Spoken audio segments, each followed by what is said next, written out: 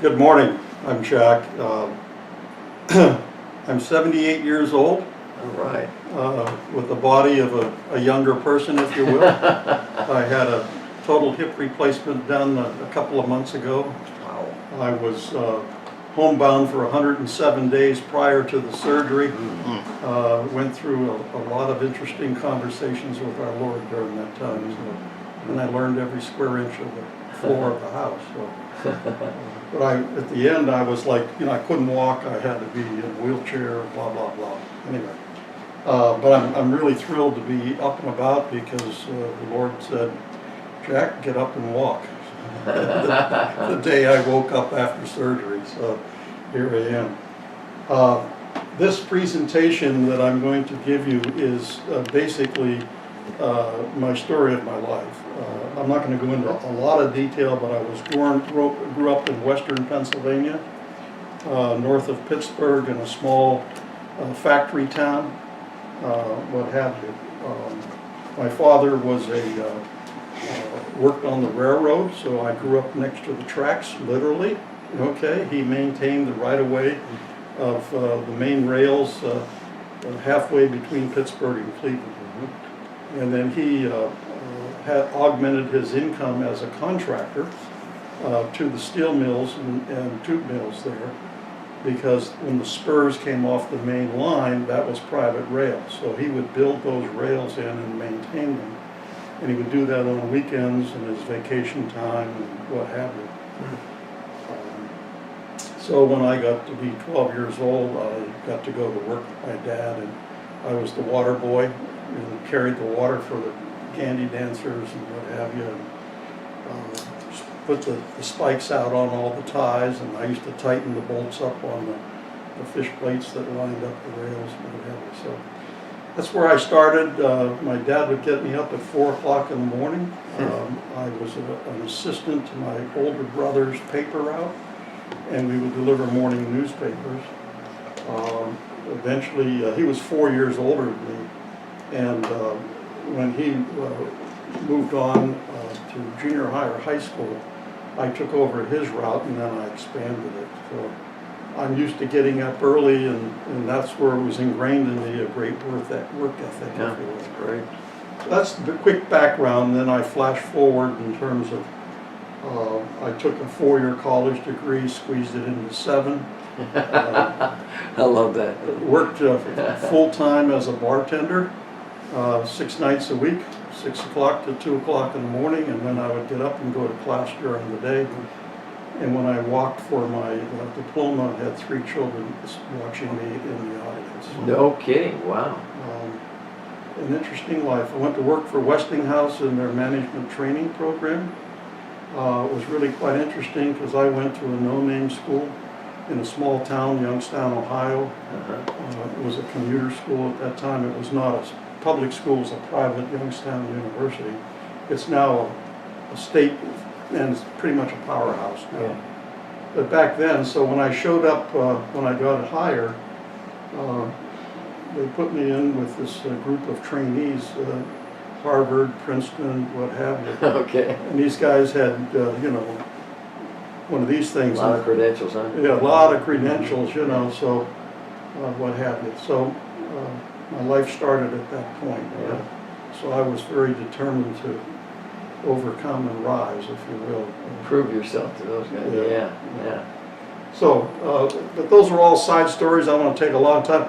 All the stories are in this book, Secrets of the Pink House. Okay, so there's a ton of them, and I'll just begin my presentation here. So, through my life, I've done a lot of things. So there are times when it feels like we're wading through a dark, soupy, never-ending, misty fog.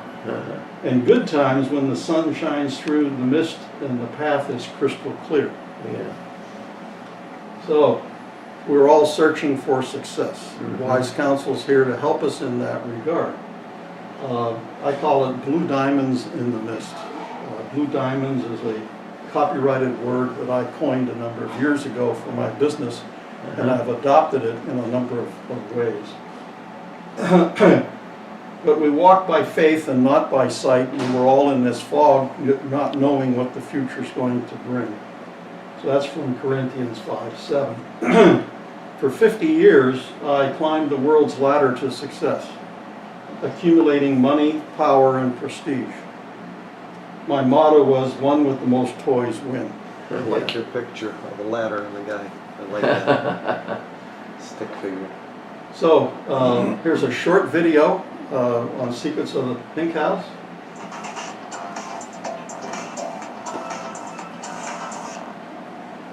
It's a great day in Jacksonville, and today I'm on a mission, and this mission is going to be a beautiful, beautiful... Oh, I'm sorry. I got excited.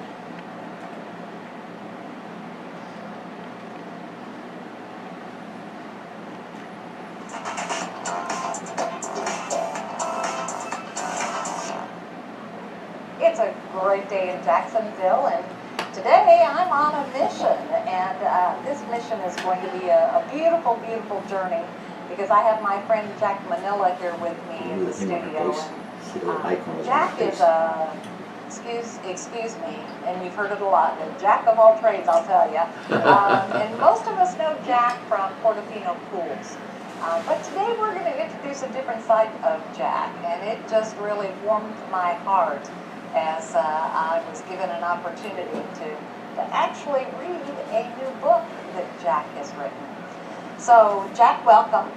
Well, good morning, Penny. Thank you. You're very welcome. And I am just so excited to hear you talk about why this book, why now, and what is it that you hope it brings to the people that read it. And I'm going to make sure that everybody sees this book as you share that information.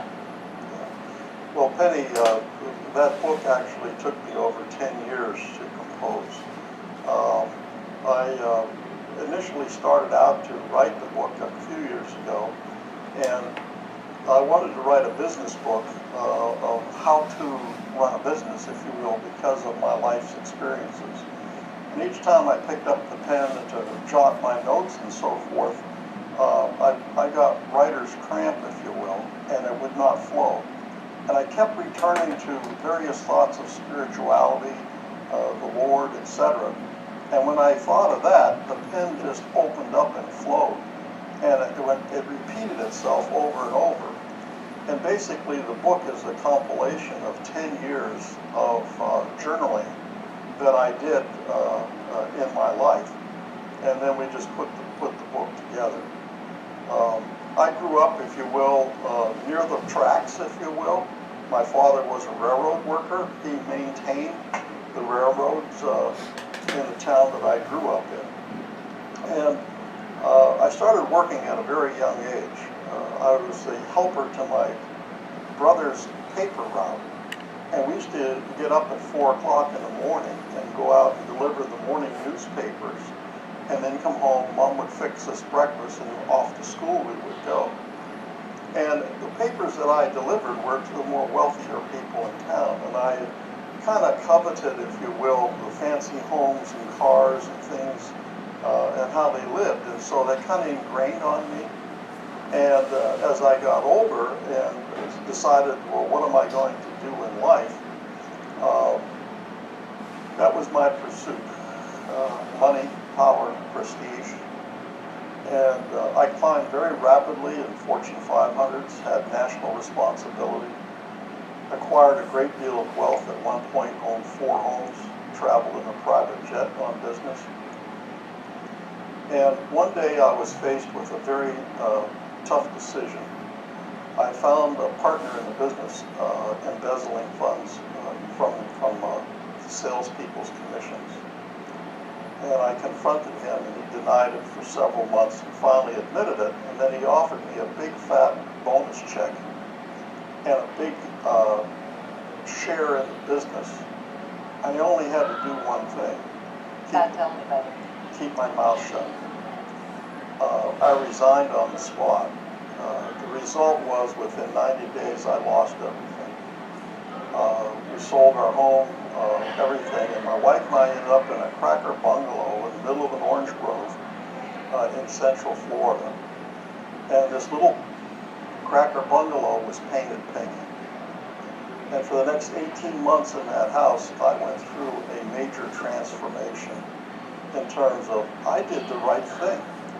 And I shouted at the Lord in the sky, and I said, why am I being punished? And really what he was doing was getting my attention. You know, I've got a thick, stubborn head. I can become very focused, which is a good strength for an entrepreneur, if you will, to charge off and accomplish big things. And I was so focused that I didn't focus on the bigger things in life, which is why are we here on this earth to live for all eternity. So. And Jack, we're almost out of time, so I just want to make sure everybody knows that the name of this book is Secrets of the Pink House. Makes sense. From salt water to holy water. And in one sentence, what is it that you hope the reader takes away from this book? Inspiration. That's one word, and that's even better yet. And how can everyone get a copy of this amazing book?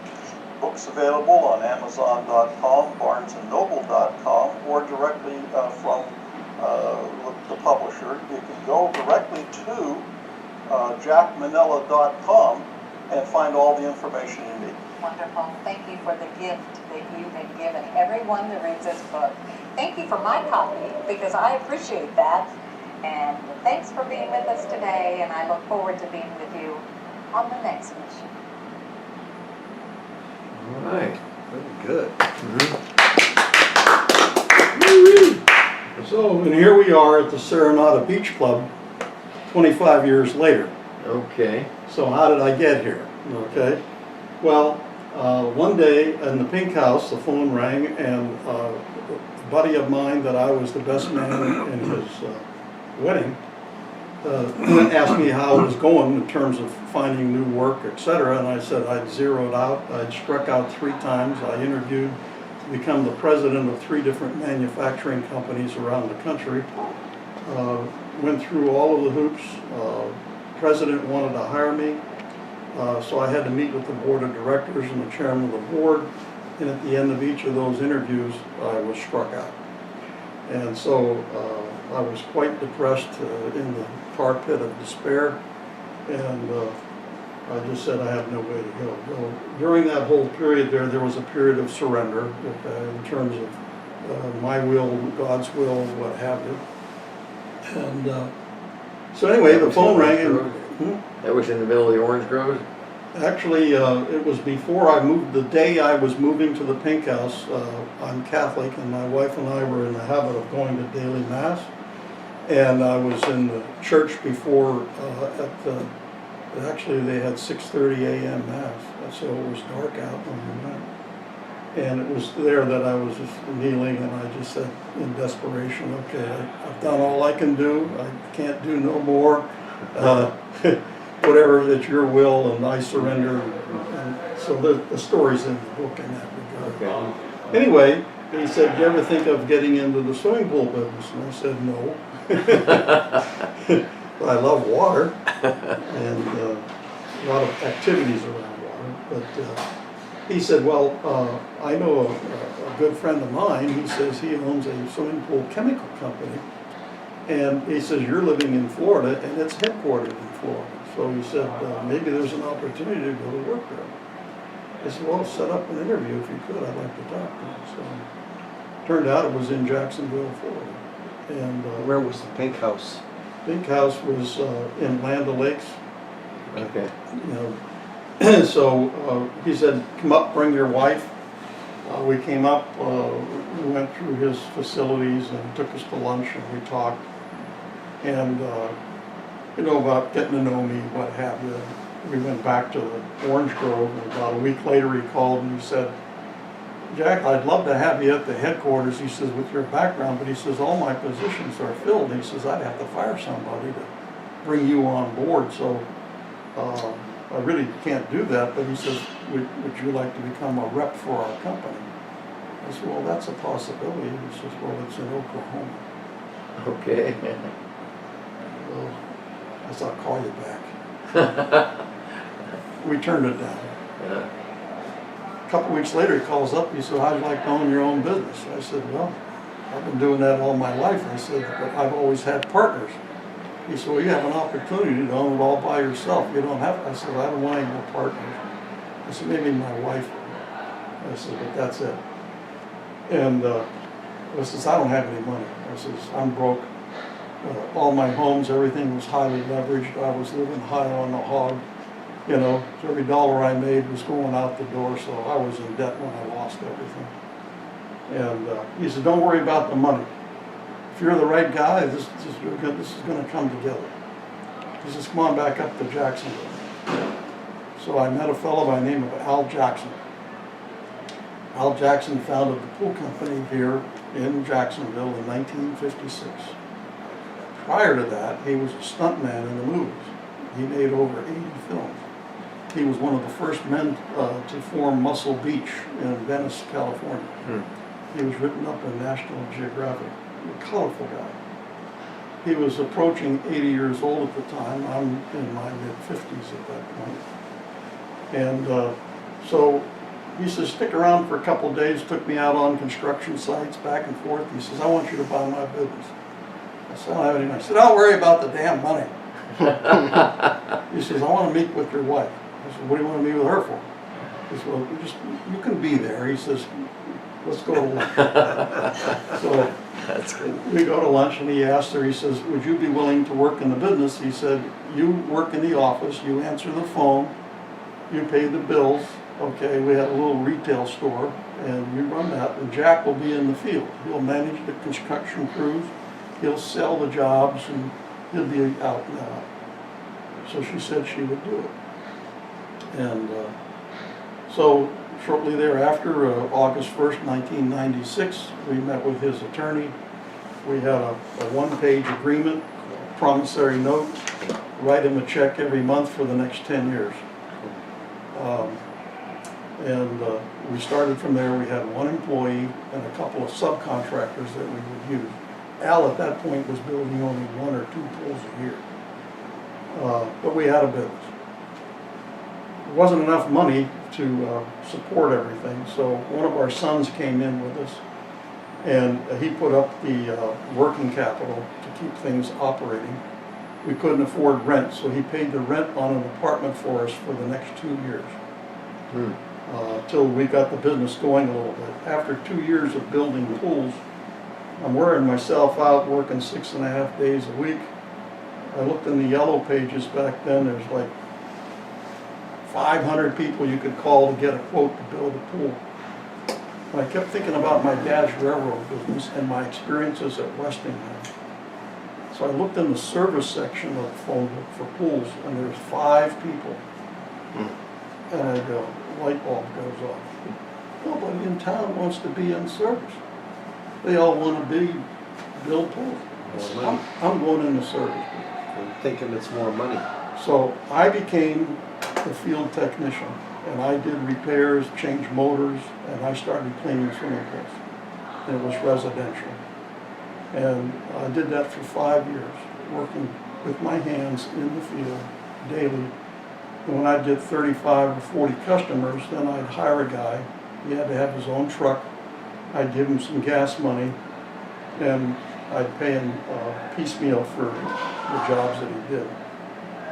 After 5 years, my wife said, Jack, I'm tired of you coming home with all that dirt under your fingernails, so I want my old Jack back with a white shirt on and a necktie. She said, so I came in the office and became a manager. And we continued to grow from there. So we'll just flash forward. So today we have maintenance, equipment sales, equipment repair. We do renovations. 75% of our business is commercial, 25% residential. We have the who's who pretty much of all. Seranata is one of our clients. We remodeled their pools out here a couple of years ago. And on up the road to Manilla and all the way down into Flagler County. So had some business with this guy as well. 10 years ago, I formed Portofino University because I wanted to raise the standards of the industry. And I found that the employees that I was hiring, were lucky to just graduate high school. But when you're working on commercial pools, you have to have special certifications. The state health department has some pretty stringent things there in terms of ensuring the public safety. And so I formed a university and I became a certified instructor. Today I have 50 online courses, we have live classes, we have 7 certifications: builder, renovation, service, retail, and hot tub. I decided to give back to the industry and joined the Pool Association in Florida. I was elected to become the representative for Florida to the national board. A few years later, and time went on, I became the chairman of the board of directors, the world's largest pool industry, 15,000 members, etc. We just merged with another organization, and now we certified 30,000 people in 2018. Not in my company, but the whole industry thing. So anyway, I've had a lot of influence on the industry, and I still serve on some national councils in that regard. So we serve from the beaches to the city, from Manilla Island to Flagler County.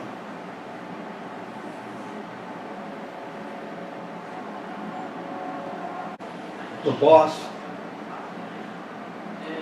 Racing boats have departments. There's the bow, the tower, and the stern. The bow, they set the oaring style and the pace. The power seats are the engines, and the stern controls the steering. During the race, the leader, which is called a coxswain, watches the course and the competitors, guides the direction, motivates the crew, looks for errors, coaches the crew in adjusting moves. Team huddles. The head coach states the organization's vision, beliefs, and values. Reviews season goals and scoreboard results year to date. The assistant coaches review one-on-one each player's stats, mentor them to improve their skills, and foster team spirit.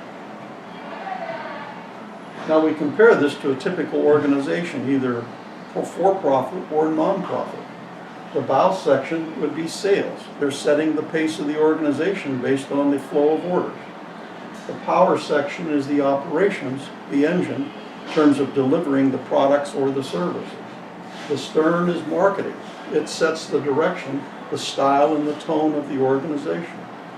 The assistant coaches are the department supervisors. They mentor and foster the spirit of their department crews. The head coach is the president. He leads and sets the vision. The scoreboard is done by accounting. They are the scorekeepers. Scouts are the HR who recruit and do the onboarding. As the organization grows, the boss scales. You can have a 50 oarsman crew. The boss is powered by fusion, drives high performance based on exacting blue diamond standards and scorecard metrics. A unique employee participatory self-management approach conducted in a friendly, fun, game-like environment which appeals to the younger generations. With the boss, everyone has a scorecard,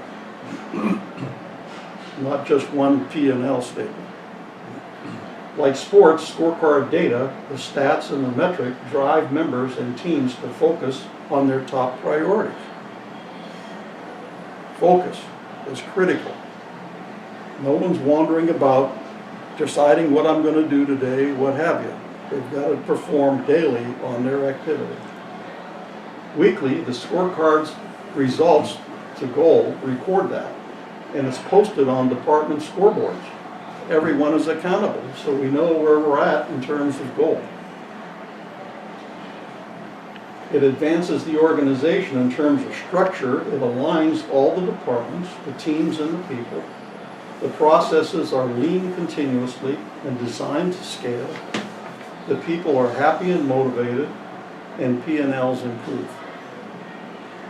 At the Pink House, I also discovered some spiritual blue diamonds. I realized my ladder was leaning on the wall of the world, sinking money, power, and prestige. The spiritual blue diamonds is Jesus placed the ladder of success on the wall to heaven. Jesus didn't seek money, but took the very nature of a servant. Jesus didn't grab for power, but relinquished control. Jesus didn't seek prestige, but embraced humility. Remember then the Lord your God, for He's the one who gives you the power to get wealth. That's from Deuteronomy 8:18.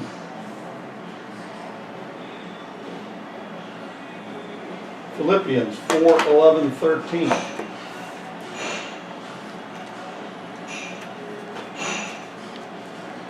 Not that I say this because of need, for I have learned in whatever situation I find myself to be self-sufficient.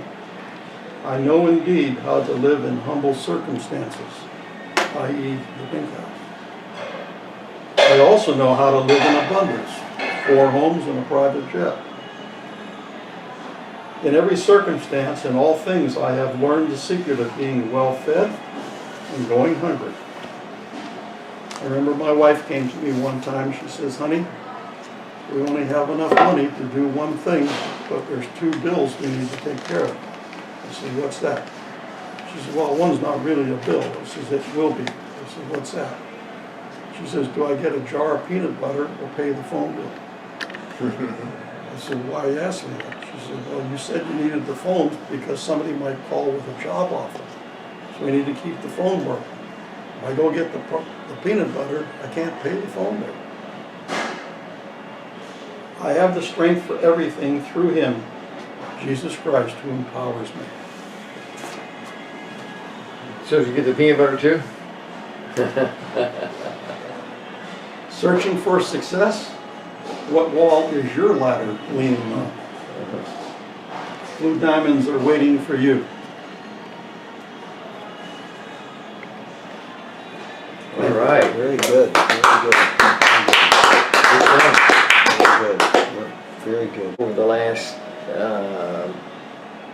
3 or 4 years, I mean, you really upped how you share the numbers with your people. Tell them more about that, okay? Because you mentioned it in the presentation. Yeah. Well, like I said, I've developed it over the course of 10 years, and I had to bring the leadership group on first. So we no longer have meetings in the company. Every time we gather together, we call them huddles to set the tone, okay?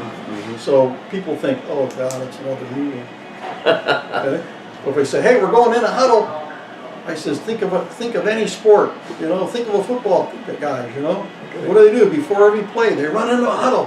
Hey, what are we going to do? You go down there fast, I'm going to throw you the ball. We get in huddles. Yeah. So we start off, I had to go through this, so when we articulated our mission, our purpose, our values, etc., I spent 18 months with the leadership team.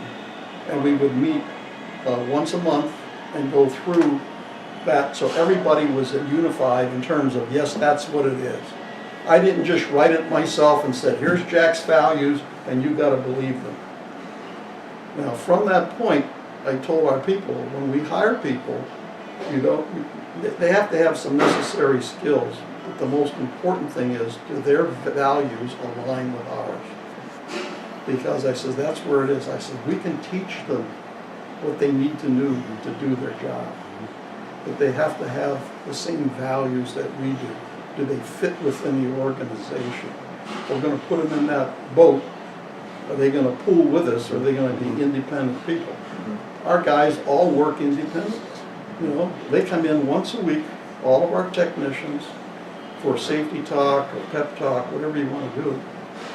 And the rest of the week, they're out there by themselves, so they have to be, they're our representatives. McDonald's spends millions of dollars to get us to go buy a burger.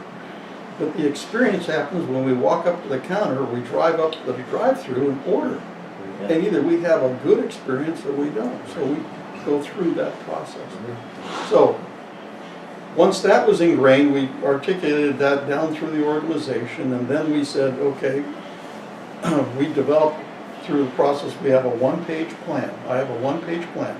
I used to write like this kind of plan every year when I was in the corporation. Yeah, right, yeah, Okay? yeah. And it's like, then you put it on the shelf and you spend the next 6 months writing the next one, you know? We have one page, we articulate the company's goals for the year, what we want to do, and from there, then I ask each department to align their department's activities to the company goal.